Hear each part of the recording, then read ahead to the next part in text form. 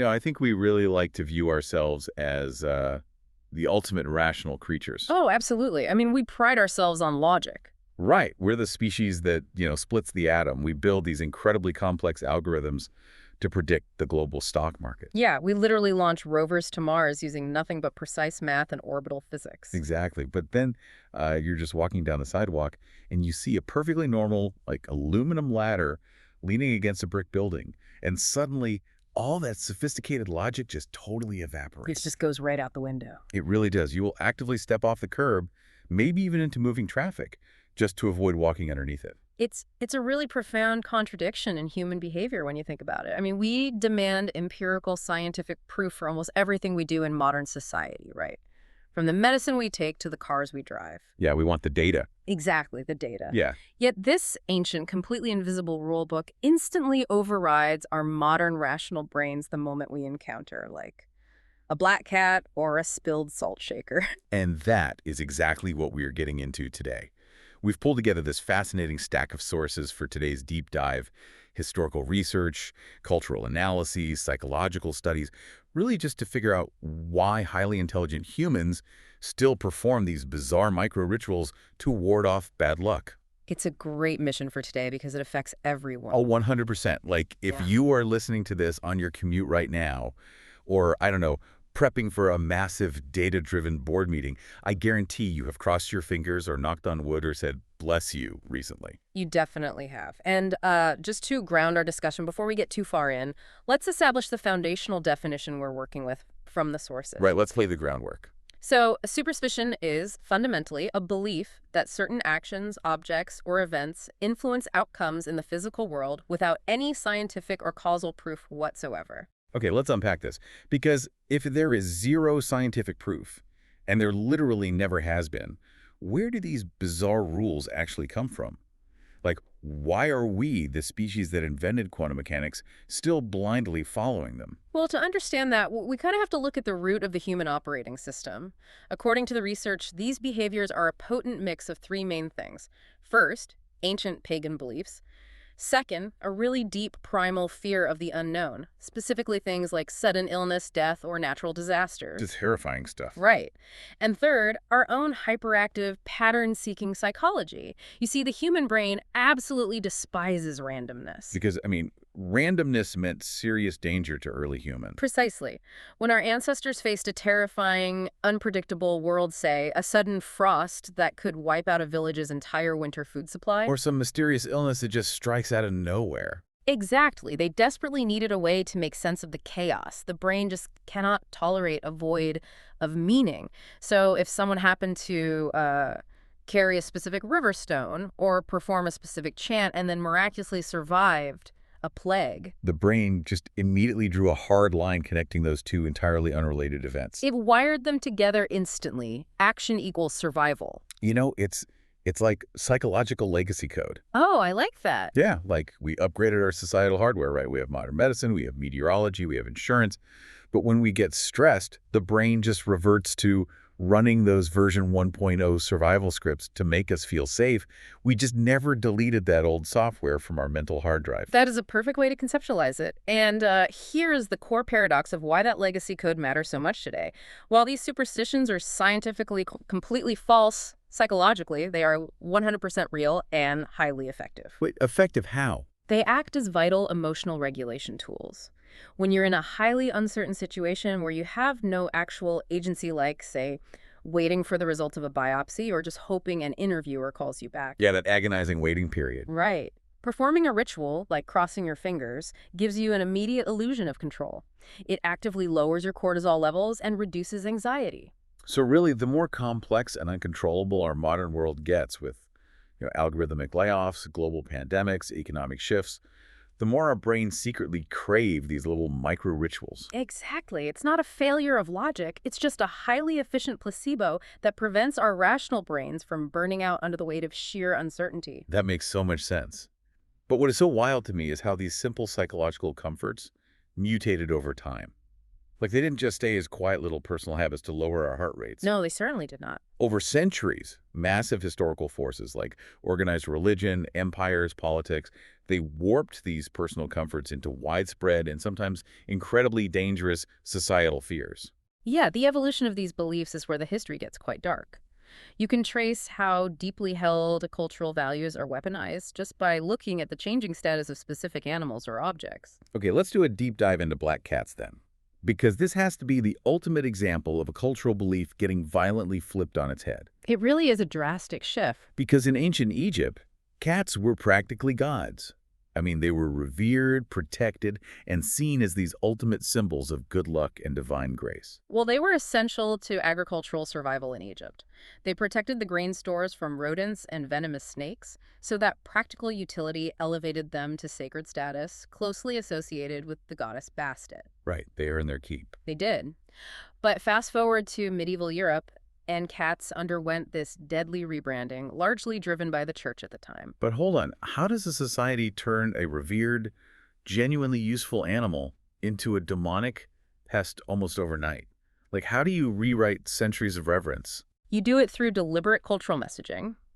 As the church sought to consolidate power and stamp out lingering pagan nature worship across Europe, they began explicitly tying cats, particularly black ones, to witchcraft. Because black cats were harder to see at night. Exactly. They seemed more mysterious, so they tied them to demons and dark magic. They were literally labeled as familiars, agents of the devil given to witches to carry out evil deeds. So it was basically a political move to demonize the old ways. Yes.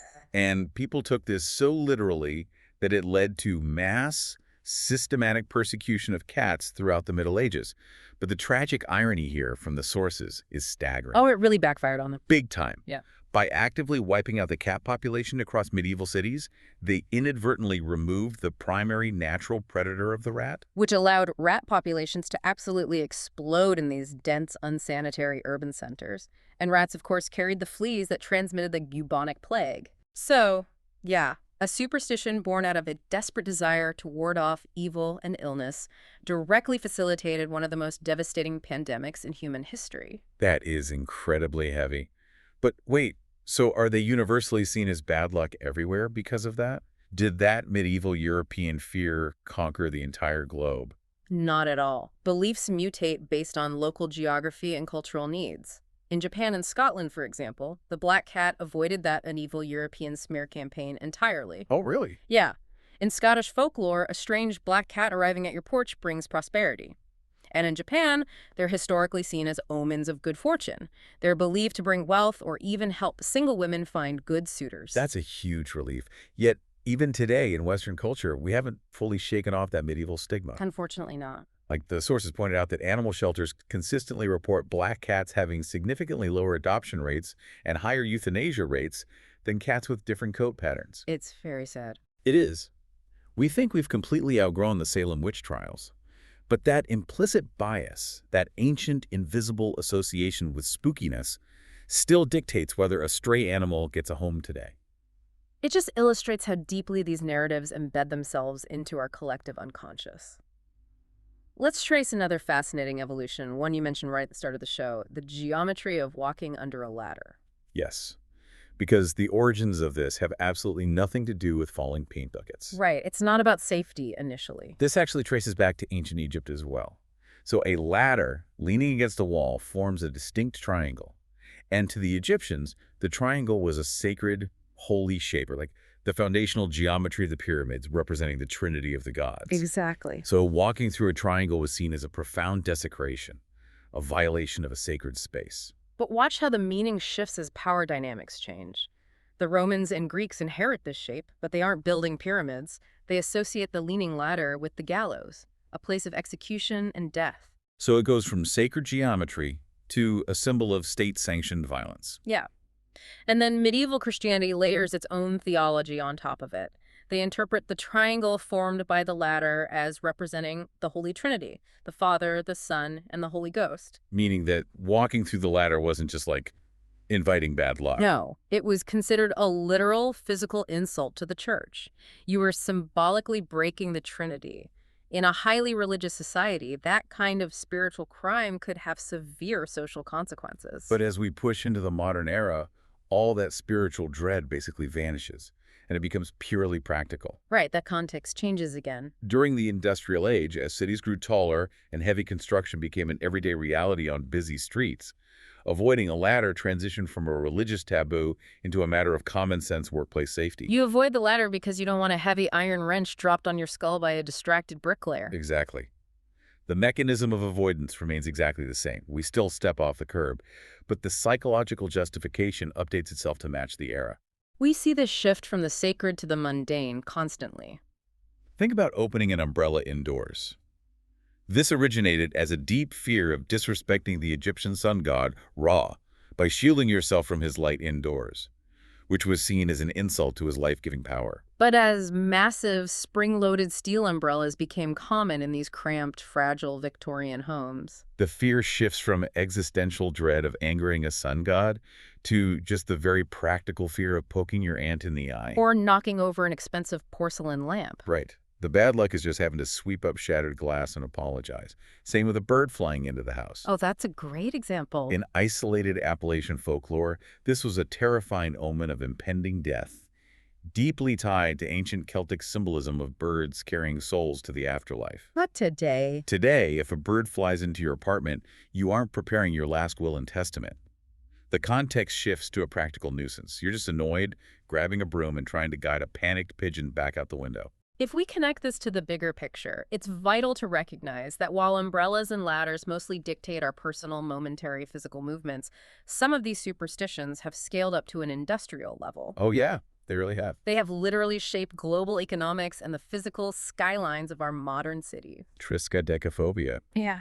It's amazing that we had to invent a clinical six-syllable word to describe why multi-billion-dollar hotel chains and real estate developers are terrified of the number 13. The scale of the economic footprint is truly staggering, and the origins of this widespread numerical panic are a fascinating synthesis of two entirely different cultural myths colliding. How so? Well, first, you have Norse mythology, where 12 gods were having a peaceful dinner in Valhalla until Loki, the god of mischief, arrived as the 13th uninvited guest. His arrival directly led to the death of Balder, the god of light and joy. And then, centuries later, and hundreds of miles away, Christian tradition echoes the exact same narrative math. Judas Iscariot was the 13th guest to arrive at the Last Supper, betraying Jesus, who was then crucified on a Friday.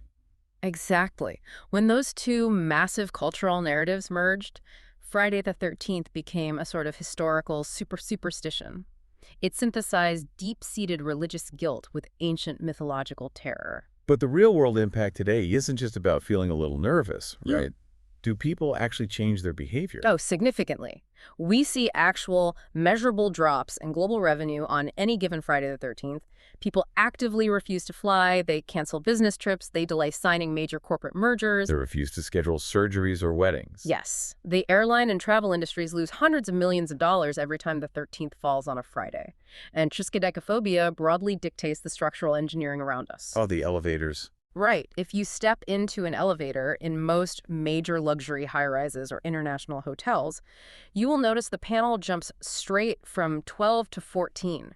Architects and developers literally erase the number from the blueprints. Which is, I mean, objectively hilarious because the 14th floor is still the 13th floor. The steel beams know it's the 13th floor. You cannot trick gravity or physics. No, you can't trick physics, but you can easily manipulate the human psyche. The hospitality industry has run the data and realized that a significant percentage of guests feel a subtle, lingering unease sleeping on a 13th floor.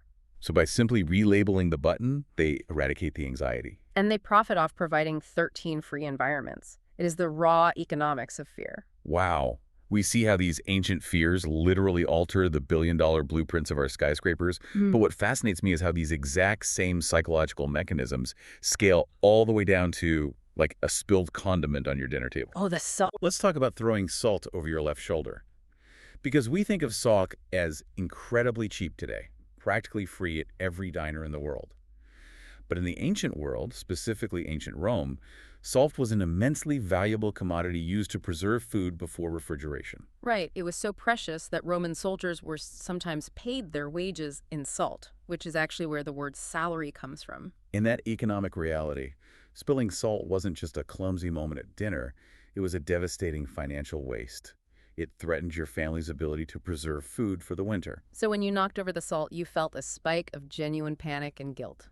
Exactly. And the prevailing belief of the time was that the devil, or malevolent spirits, always lurked over your left shoulder, which represented your spiritual weakness or sinister side. So to ward off the evil you just invited by being so reckless with this life-saving commodity, you had to take a pinch and violently toss it over that left shoulder to literally blind the devil. The mechanism at play here is all about easing sudden guilt.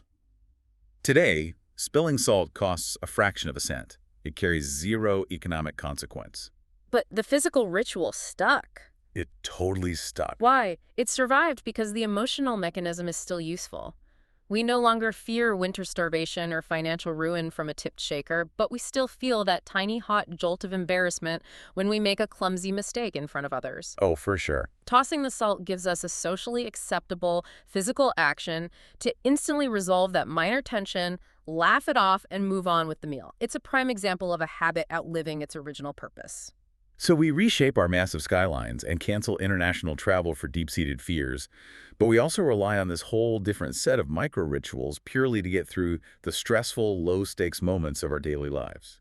Yes, from the skyscraper down to the desk you're sitting at right now. Here's where it gets really interesting, at least for me. Knocking on wood, I catch myself doing this all the time. Me too, actually. I'll be in a conversation and say something like, oh, I haven't been sick all year, and immediately this mild panic sets in. I have to frantically scan the room for a desk, a door frame, anything wooden to physically tap. Where does this specific urge come from? Well, it has deeply ancient roots tied to our relationship with nature. We trace it back to Celtic druids and various indigenous European cultures who believed that benevolent protective spirits literally resided inside the trunks of large trees, Especially oaks. especially oaks. Knocking on the bark was a way of waking up those spirits to call upon them for protection or to express gratitude for a stroke of good luck. And later, Christian traditions adopted the practice, shifting the symbolism from pagan tree spirits to the wood of the cross, using it as a way to show humility and avoid the sin of pride. Today, however, it serves as the ultimate physical release valve for anxiety.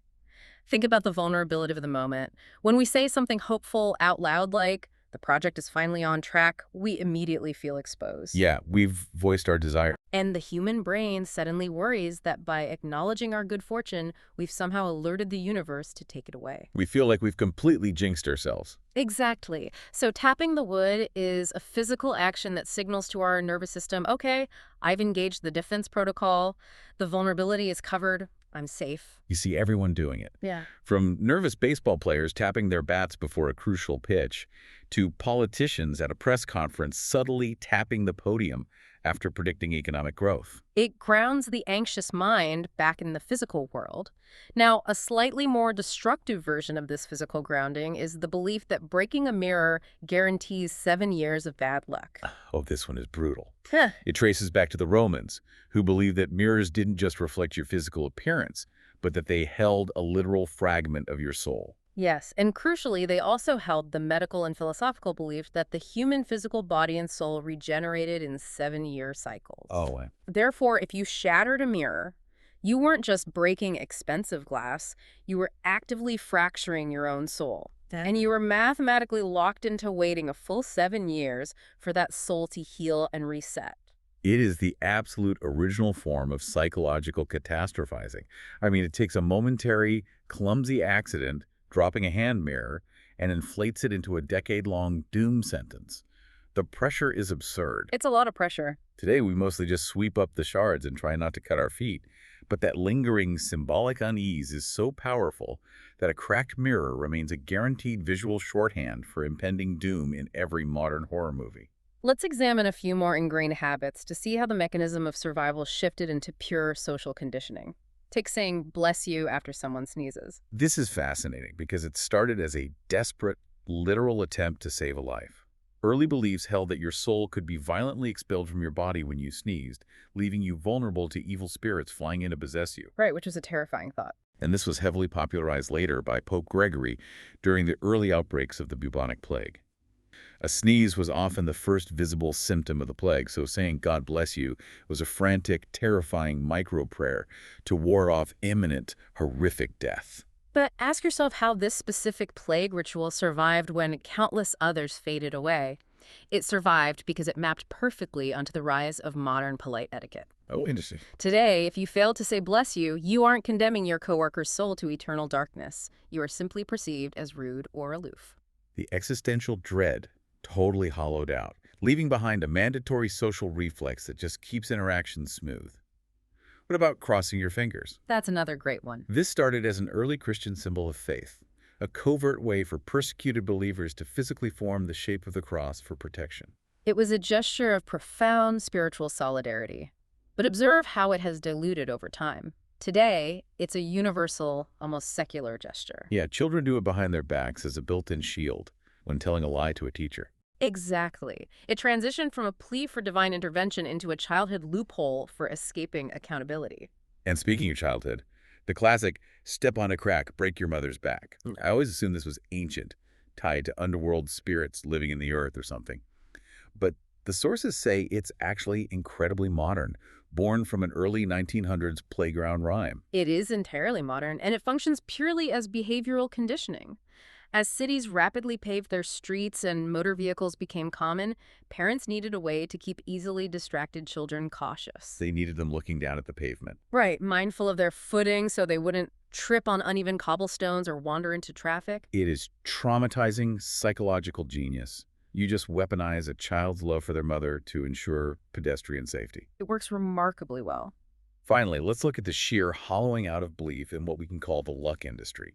Things like the rabbit's foot, the four-leaf clover, the horseshoe. These objects originally carried immense, terrifying weight.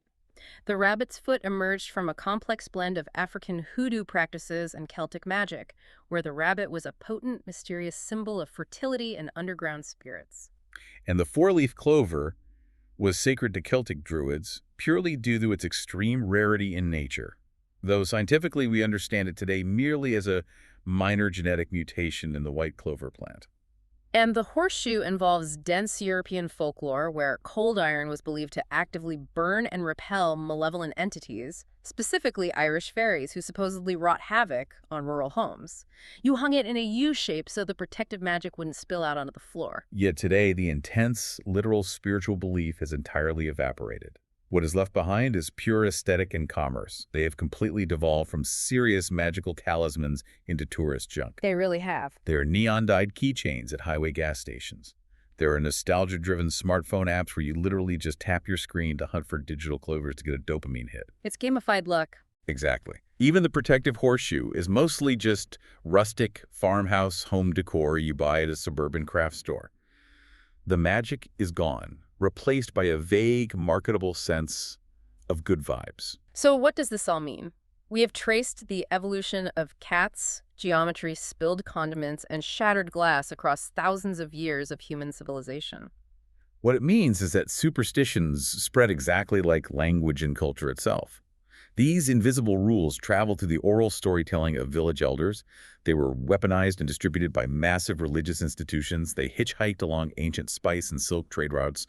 They survived colonization. And now they mutate and spread instantaneously through global internet memes. Exactly. Scientifically, every single one of these superstitions is entirely false. A black cat crossing your path has no physical bearing on your destiny, and skipping the 13th floor does not alter the structural integrity of a building. But culturally, socially, and economically, they are undeniably powerful forces. They have the power to unite us in beautiful shared rituals, like throwing rice at a wedding to symbolize prosperity, or they can divide us through irrational fear and lingering stigma. But above all, they comfort a brain that is desperate for order in a chaotic universe. They are the ultimate enduring security blanket for the human mind. So the next time you casually cross your fingers before opening an important email, or you catch yourself sidestepping a ladder on your walk to get coffee, I want you to remember that you aren't just having a quirky, irrational moment. You're part of something much bigger. You are actively participating in a massive, unbroken chain of human storytelling. The sources make it clear. Superstitions are just ancient fear, combined with human imagination, multiplied by thousands of years of repetition. It is the legacy code, still running quietly in the background, keeping us feeling safe. And I want to leave you with a final thought to mull over, something to explore on your own as you interact with the modern world today. If superstitions are truly just ancient anxieties managed through repetitive physical actions, what completely normal technology habits are we doing right now that will become the confusing, irrational superstitions of the future? That is a brilliant question. The rituals always outlive the technology that created them. Think about the phantom phone tap.